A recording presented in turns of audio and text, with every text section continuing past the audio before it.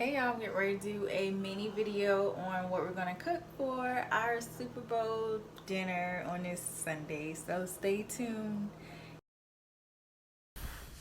So right now, guys, I am sauteing some onions and peppers for our Philly steak sliders. We're going to use some Hawaiian sweet rolls with Aldi's brand and Aldi's beef steaks to make these sliders. And y'all, they were so good. So good and very easy to make. So you just basically gonna saute your onions and peppers, your meat. Once you get that sauteed up, you want to use your seasonings that you like. I just have my seasoning salt, slap your mama, garlic, onion powder. I'm just seasoning away, y'all. And things were really good. And like I said, they were really easy to make. So you really can't mess them up. So I'm just going through showing you the seasonings. And I'm tossing and flipping that meat. And yes, that accent brings the flavor out of everything you put it on. Accent is the bomb. We're going to add some provolone and cheddar cheese to these. So that was the cheese added to the bottom half of the bread. And then I'm putting the steak in, putting the buns on top. Put them in the oven about 350 for 10 to 15 minutes. They were pretty much done, so I just wanted the top of the buns to get toasted. Then I added some garlic butter on top. Now you just saw me add some bacon and onions to saute in a pan for some asparagus I'm going to cook.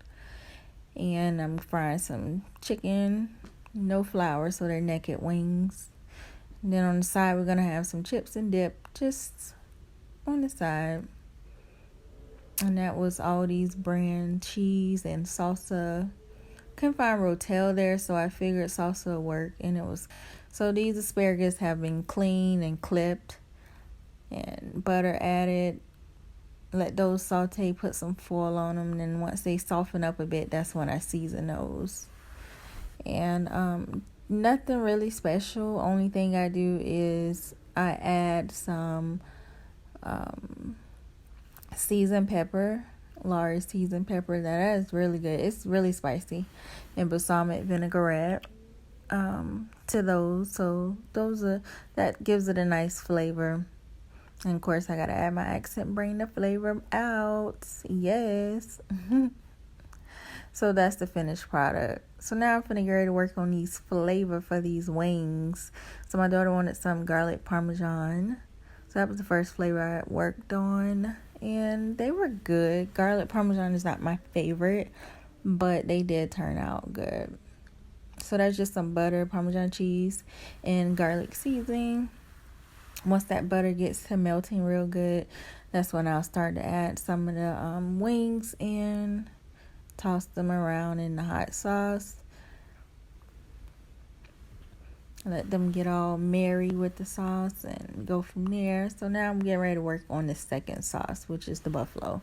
And I want to do like a lemon pepper buffalo wings. So when I tell you this was my favorites, those were good.